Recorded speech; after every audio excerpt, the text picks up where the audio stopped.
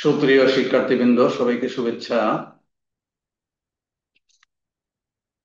আমি ইতিপূর্বে আফ্রিকা মহাদেশ, আফ্রিকা কন্টিনেন্ট সম্পর্কে অনেকগুলো ক্লাস নিয়েছি।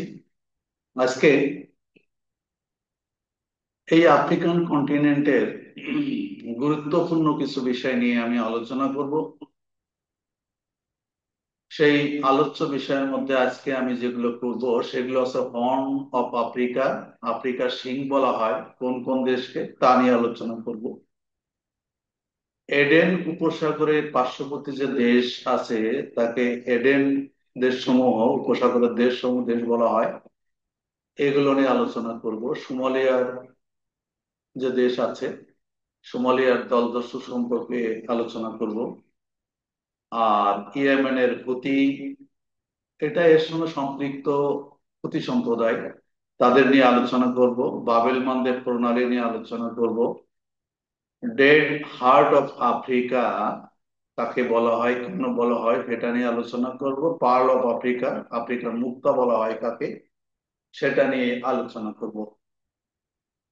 নিচে আমার নাম সহ ছবি দেওয়া আছে, এটা আমার ইউটিউব চ্যানেল। ইউটিউব চ্যানেলটা সাবস্ক্রাইব করার আহ্বান জানিয়ে আমি ক্লাসটা শুরু করতে যাচ্ছি। তাহলে আজকে কিন্তু এটা অত্যন্ত গুরুত্বপূর্ণ একটি ক্লাস, যেখানে আমি 1 2 3 4 5 6 7টা বিষয় নিয়ে আলোচনা করব, যে বিশেষ করে বিসিএস জব অ্যাডমিশন এবং এইচএসসি পরীক্ষার্থী যারা আছে তাদের জন্য এটা অত্যন্ত গুরুত্বপূর্ণ।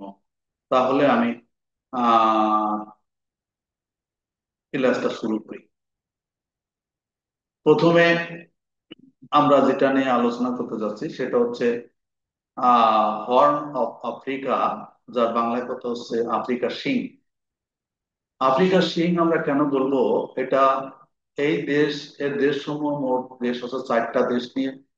বিশেষ করে এই যে ইরিত্রিয়া, জিবুতি, ইথিওপিয়া এবং সোমালিয়া, এই 4টা দেশ নিয়ে এই যে অংশটা আছে, এই অংশটা অনেকটা দেখতে শিংয়ের মতো। এই জন্যে এই শিংয়ের মতো হওয়ার কারণেই একে হর্ন অফ আফ্রিকা বলা হয়। এটাকে হর্ন অফ আফ্রিকা বলা হয়।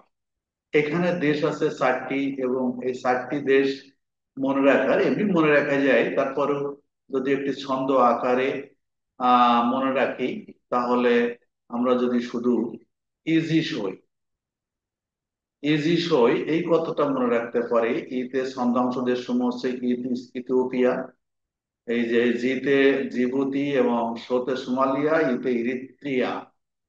অর্থাৎ এই যে ইথিওপিয়া, তারপরে হচ্ছে জিবুতি, এই যে ছোট্টটা দেশ, এটা হচ্ছে জিবুতি। তারপরে সোমালিয়া, সোমালিয়া একটা বিরাট দেশ, এইটা সোমালিয়া। তারপরে ইরিত্রিয়া, এই যে উপরে এইটা লোহিত সাগরের পাশে। এখন এই 4টা দেশ মিলে এই দেশটাকে, এই অঞ্চলটাকে আমরা কি বলি, আমরা হর্ন অফ আফ্রিকা বা আফ্রিকার শিং নামে অভিহিত করি, যেহেতু মানচিত্রের আকৃতি দেখলেই বোঝা যায় যে এটা অনেকটা শিংয়ের মতো। ঠিক আছে। এখন আমরা যদি এর পার্শ্ববর্তী, এর কি আছে এখানে, এটা কি, এটা লোহিত সাগর। এই যে এটা হচ্ছে, এইটা হচ্ছে তোমার আরব সাগর, এটা আরব সাগর। এই যে এটা ইয়েমেন, এই বাবেল মানদেব যাই হোক, এই কথাগুলো আমি পরে আসছে। তাহলে আমরা এই যে 4টা দেশ পেলাম, এই 4টা দেশ মিলে হলো আহ হর্ন অফ আফ্রিকা। এবং এই দেশগুলো আফ্রিকা মহাদেশের পূর্বাংশে অবস্থিত, দক্ষিণ উত্তর পূর্বাংশে অবস্থিত। এবং এবং গুরুত্বপূর্ণ একটা বিষয়, এটা অনেক সময় এই প্রশ্নটা প্রায়ই মানে বিসিএস পরীক্ষা বা বিভিন্ন চাকরি পরীক্ষায় আসে। এবার আমরা আসি এডেন দেশসমূহ। এডেন দেশসমূহ বলতে আমরা কোন দেশসমূহকে বোঝাই, এটাও কিন্তু হর্ন অফ আফ্রিকার মধ্যেই পড়ে। এই জন্য এই আফ্রিকান দেশগুলোকে এডেন দেশ, এডেন দেশের যে দেশগুলো পড়ে সেটা হচ্ছে এডেন উপসাগরের উপকূলবর্তী দেশগুলো হলো এই যে এডেন, গালফ অফ এডেন, এটা আমি যে আগেই বললাম, এটা হচ্ছে অ্যারাবিয়ান সি অর্থাৎ আরব সাগর। নিচে আছে কি, এটা হচ্ছে ইন্ডিয়ান ওশান। ঠিক আছে, ইন্ডিয়ান ওশান। তারপরে এই হচ্ছে গালফ অফ এডেন, অর্থাৎ এই যে আরব সাগরের এডেন উপসাগর যেটা আছে এটা। আর এটা আছে লোহিত সাগর।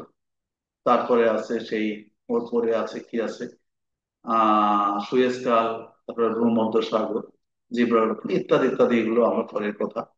এখন কথা হচ্ছে যে এই গালফ অফ এডেন বা এডেন সাগরের উপসাগরের উপকূলবর্তী দেশ কোনগুলো? ইয়েমেন, জিবুতি, সোমালিয়া, ওমান, এই চারটা। তাহলে কি হচ্ছে যে ইয়েমেন, তারপরে জিবুতি, সোমালিয়া, ওমান, কিছু অংশের উপকূল এডেন উপসাগর যুক্ত এই ওমানের, এইটা হচ্ছে ওমান। এই যে ওমানের কিছু অংশ, তাহলে আমরা এখানে দেখি আমরা সবচেয়ে ভালো হয় যে মনে রাখার সুবিধার্থে এইটা হচ্ছে গালফ অফ এডেন অর্থাৎ এদেন উপসাগর। এর উত্তরে কি আছে? উত্তরে আছে ইয়েমেন। আরো যদি উত্তর এই অংশটা চলে যায় উপকূলবর্তী, সেটা হচ্ছে ওমানের সামান্য কিছু অংশ আছে। উত্তরে আছে ইয়েমেন, আছে ওমান আছে। আর দক্ষিণে যদি যাই, এটা আছে সোমালিয়া আছে। আর দেখো এখানে এই যে জিবুতি রাষ্ট্রটা আছে, জিবুতিটা, এখানে যে জিবুতিটা আছে, জিবুতি চারটা রাষ্ট্র: ইয়েমেন, জিবুতি, সোমালিয়া এবং ওমানের কিছু অংশ। তাহলে এই যে গালফ অফ এডেনের দেশ সমূহের কথা বুঝলাম। এডেন উপসাগর লোহিত সাগর এবং আরব সাগরের মধ্যে অবস্থিত। এডেন উপসাগর, লোহিত সাগর, এই যে রেড সি এবং আরব সাগর, এর মাঝে কিন্তু এই এডেন উপসাগর। এই কথাটা এখানে বোঝানো হচ্ছে। এখানে রেড সি এবং আরব সাগর, অ্যারাবিয়ান সি, এই যে মাঝখানে যেটা, সেটা হচ্ছে এডেন, গালফ অফ এডেন বা এডেন উপসাগর। এবং এর উত্তরে ইয়েমেন, পূর্বে ওমান, যাই হোক দক্ষিণে সোমালিয়া, জিবুতি অবস্থিত, যে কথাগুলো আমি আগে বললাম। তাহলে এডেন দেশসমূহ যদি পড়ে প্রশ্ন, তাহলে আমরা এগুলো চারটা দেশের কথা মনে রাখলে হবে। এবার আসি আমরা সোমালিয়া সম্পর্কে একটু আলোচনায়। সোমালিয়া, সোমালিয়া তো এই যে দেশটা, বিশেষ করে হর্ন অফ আফ্রিকার যে দেশ চারটা আছে, তার মধ্যে একটা দেশ হচ্ছে সোমালিয়া। এটাকে, এই অংশটাকে মূল মানে ল্যান্ড অফ, মানে মূল ভূখণ্ড হচ্ছে সোমালিয়ার এই অংশটা। আর এটাকে হচ্ছে সোমালিল্যান্ড বলা হয়, এটা উত্তরের অংশটাকে। তা যাই হোক, এটা স্বাধীন হয় 1960 সালে এই সোমালিয়া দেশটাকে ইতালি থেকে স্বাধীন হয়। কত সালে? 1960 সালে। তারপরে দীর্ঘদিন এখানে সামরিক শাসন চলতে থাকে। এই অঞ্চলটায় এই সামরিক শাসন চলতে থাকে। এই সামরিক শাসন 1991 সালে এই সামরিক শাসনের উৎখাত ঘটে। 1991 সালে সামরিক শাসনের উৎখাত ঘটে।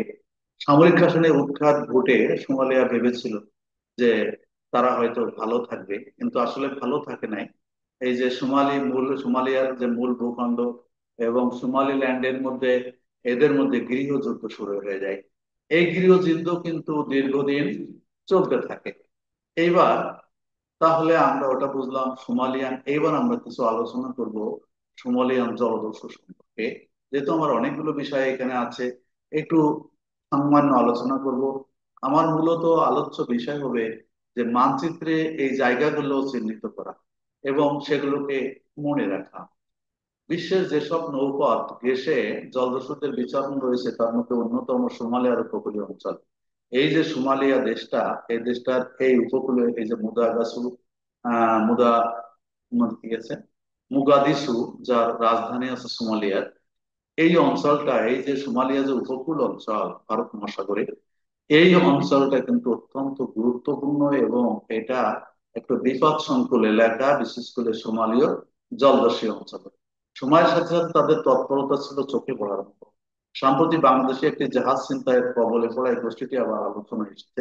দীর্ঘদিন এটা ছিল, তারপরে সম্প্রতি আমাদের যে এমবি আব্দুল্লাহ, যে জাহাজটা এখানে আক্রান্ত হলো, তাই নিয়ে এটা বেশি আলোচনায় আসে। সোমালিয়ার উপকূলীয় অঞ্চলে 1995 সাল থেকে মূলত জলদস্যুদের বিচরণ শুরু হয়।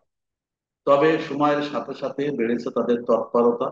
বিভিন্ন সময়ে এই গোষ্ঠী মুক্তিপণ নিয়ে জাহাজ নাবিকদের মুক্তি দিলেও হত্যার মতো নৃশংস আচরণও তারা কিছু হয়নি। হর্ন অফ আফ্রিকা হয়ে চলাকালীন সব পণ্যবাহী জাহাজগুলো কাছে সোমালিয়ার জলদস্যুরা অন্যতম আতঙ্কের নাম। লুটপাট, নাবিকদের অপহরণ, মুক্তিপণ আদায় কিংবা অতর্কিত হামলা, গোলাবর্ষণ সহ দুর্দশা সব কর্মকাণ্ড ঘটিয়ে থাকে এই দস্যুরা এই অঞ্চলটাকে। এখন আমরা এই যে সোমালিয়া জলদস্যু সৃষ্টি হলো, তার পিছনে কি কি কারণগুলো ছিল, সোমালিয়া জেলেরা কিভাবে জলদস্যু হয়ে উঠলো, এটাকে আমরা যদি একটু সংক্ষেপে আলোচনা করি, সেটা আমরা এই অঞ্চলের লোকগুলো কেন জলদস্যু হয়ে উঠলো। বলছে গৃহযুদ্ধের ফলে সোমালিয়ার উপকূলে জলদস্যুরা নিরাপত্তার কোনো কোস্টগার্ড ছিল না। গৃহযুদ্ধের কারণে এই যে সোমালির মূল ভূখণ্ড এবং সোমালিল্যান্ড, এদের মধ্যে যে গৃহযুদ্ধ ছিল, গৃহযুদ্ধ চলছিল এই তাদের স্বাধীনতা লাভের পরে বা সামরিক শাসন উৎখাতের পরে, এখানে কিন্তু এই গৃহযুদ্ধের সময় কি হলো, যে এখানে কোনো কোস্টগার্ড বা সামুদ্রিক নিরাপত্তা বাহিনী এখানে কোস্টগার্ড ছিল না। না কারণে যে কারণে এরা কিন্তু এই পথ বেছে নিতে বাধ্য হয় বা হয়ে যায়। বর্জ্য খালাস শুরু হয় সোমালিয়া উপকূলে, এই খাল উপকূলে এই অঞ্চলে, এটাও একটা কারণ ছিল। বিদেশি মাছ ধরা নৌযানের উপস্থিতি ক্রমশ বাড়তে এবং প্রচুর বর্জ্য নিষ্কাশন এর কারণ ছিল। বিদেশি নৌকা এসে, জাহাজ এসে এখানে মাছ ধরা শুরু। তখন এই বিদেশি নৌকা বা বিদেশি যে জাহাজ আসতো, নৌযান আসতো, তাদেরকে মানে এরা আক্রমণ করে শুরু করলো তাদের এই জলদস্যু হওয়ার কাজকর্ম। স্থানীয় সময় অনেকে ক্ষতির মুখে পড়লো।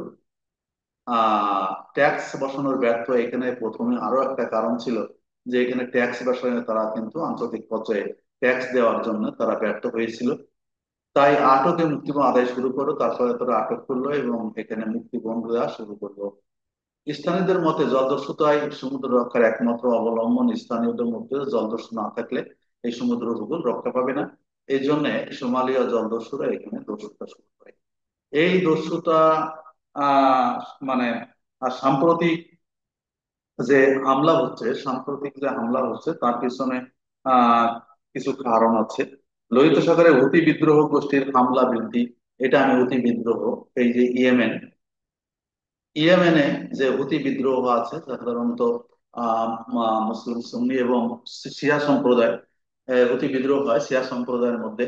এবং এরা সাধারণত এই যে যে জাহাজগুলো আমরা এই যে এটা দেখছি, এই যে গালফ অফ এডেন বা এডেন উপসাগর এবং এই যে লোহিত সাগর, মাঝখানে যে বাবেল মানদেব প্রণালী আছে, এখানে কিন্তু বিশ্বের বাণিজ্যিক জাহাজ চলে। বিশ্বের অনেক দেশ থেকে এই বাণিজ্যিক জাহাজগুলো এই পথে যাতায়াত করে।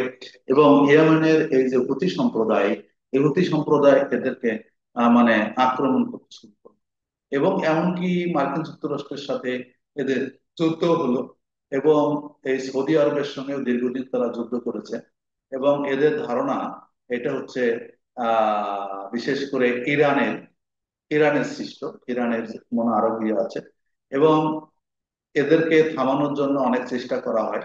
চেষ্টা করলেও এরা কিন্তু আরেকটা ইস্যু নিয়ে চলে আসে, ইসরায়েল এবং ফিলিস্তিন নিয়ে যে সমস্যাটা, ওইটা ওই যুদ্ধটাকেও তারা এগিয়ে নিয়ে আসে। তা সেটা সেজন্য এখানে এই সমাধানটা সম্ভব হয়নি। তা যাই হোক, এই হুতি বিদ্রোহ দমন করার জন্য যখন আহ মানে কি বলা যাবে, যেখানে আমাদের যে পশ্চিমা দেশগুলো যে যেটা শুরু করে, যে শুধু আক্রমণ, এটাকে দমন করার জন্য, কিন্তু সেই বিদ্রোহ যখন দমন করা শুরু করে তখন এই দিকে নজরটা কমে যায়। কাজেই এই সোমালিয়া জলদস্যুরা সোমালিয়ানবাসী এখানে জলদস্যু হতে আরো আহ মানে কি বলা যায়, আরো আগ্রহী হয়ে যায় এবং তাদের দৌরাত্ম আরো বেড়ে যায়। তাছাড়াও এখানে আরো কিছু ঘটনা আছে। তা তারপরে হচ্ছে সোমালিয়ান যে জঙ্গি গোষ্ঠীর উস্কানি, সোমালিয়ান জঙ্গি গোষ্ঠী আল সাবাব, সোমালিয়ান জঙ্গি গোষ্ঠী আছে আল সাবাব। বলা হয় এই সোমালিয়ান যে জলদস্যুরা আছে তারা আক্রমণ করে এবং এখানে যে মুক্তিপণ নেয়, সেই টাকার একটা ভাগ তারা আল সাবাবকে দিয়ে থাকে।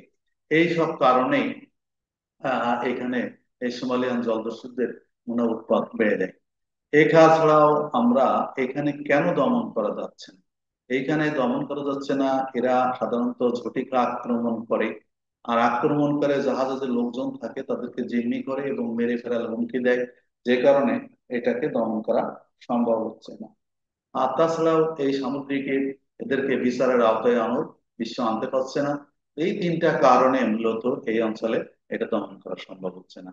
তা যাই হোক, আমরা সোমালিয়ান জলদস্যু সম্পর্কে একটা সংক্ষিপ্ত ধারণা পেলাম।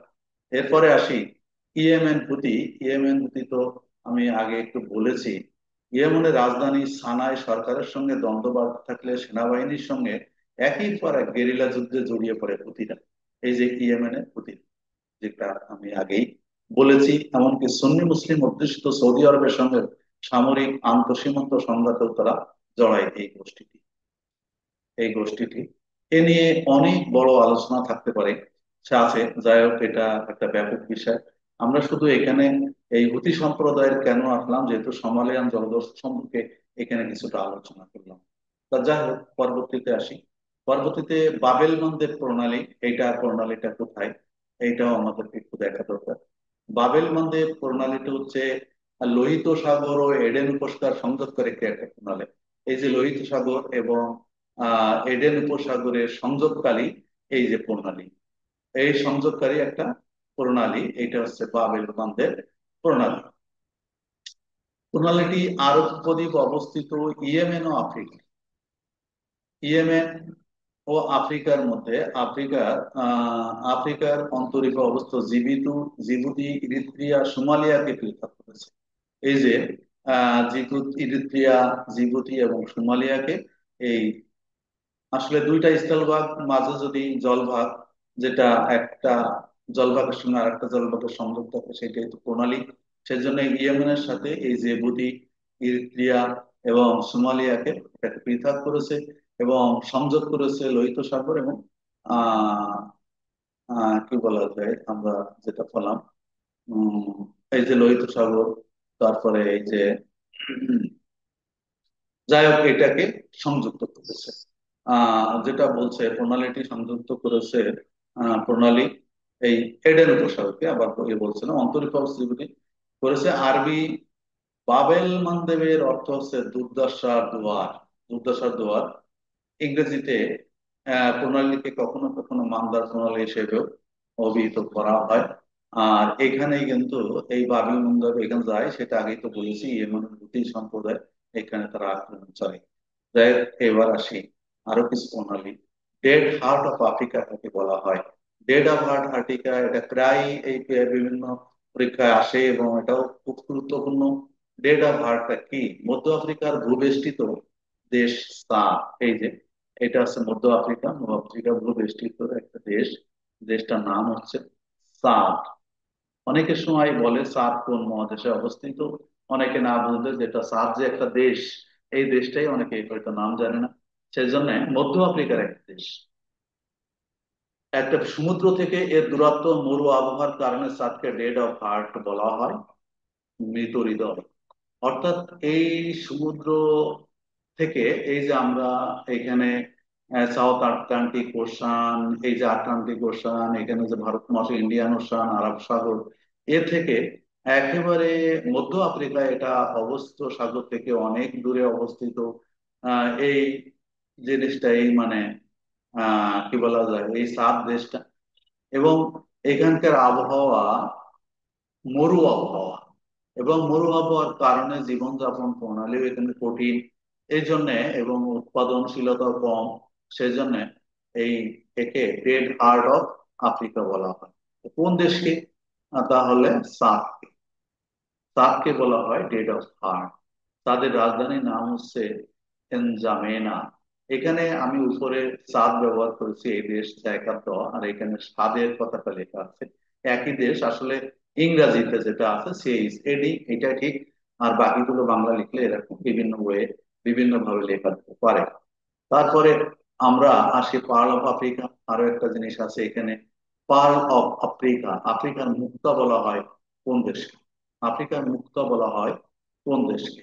তাহলে আফ্রিকান মুক্তা বলা হয় উগান্ডাকে। এই যে আফ্রিকান, মধ্য আফ্রিকার ভিতরে ভিতরে একটা উগান্ডা একটা দেশ আছে, এই দেশটাকে বলা হয় আফ্রিকার মুক্তা বা পার্ল অফ আফ্রিক। কেন বলা হয়? এই নামটি উইনস্টন চার্চিল দিয়েছিলেন। কে দিয়েছিলেন? Winston Churchill. কারণ তিনি উগান্ডার প্রাকৃতিক সৌন্দর্য, বন্যপ্রাণ সম্পদের সঙ্গে প্রশংসা করেছেন।